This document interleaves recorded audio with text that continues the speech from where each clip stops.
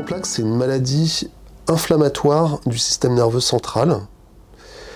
Système nerveux central, ça veut dire que ça touche le cerveau, la moelle épinière, les nerfs optiques, et rien d'autre. Donc c'est exclusivement localisé au système nerveux central. Inflammatoire, ça veut dire qu'en fait, le système immunitaire du corps se retourne contre le système nerveux central et va aller abîmer le système nerveux central, va créer des lésions. C'est une maladie qui a été décrite pour la première fois, en tout cas dans son entièreté, par Jean-Martin Charcot en 1868, à la fin du 19e siècle.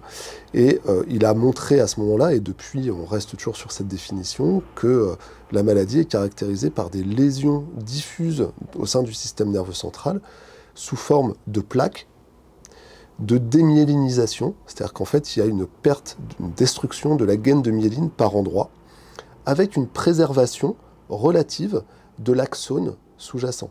Donc les neurones ont des prolongements, ils sont connectés entre eux par des prolongements qui s'appellent des axones et des dendrites. Ces axones sont entourés par une gaine de myéline, et c'est cette gaine de myéline qui est abîmée du fait des assauts inflammatoires du système immunitaire. Et à force d'être abîmée, ça va créer des espèces de plaques, de cicatrices en fait. Et au sein de ces cicatrices, la conduction nerveuse se passe moins, voire ne passe pas du tout lorsqu'il y a une destruction axonale sous-jacente.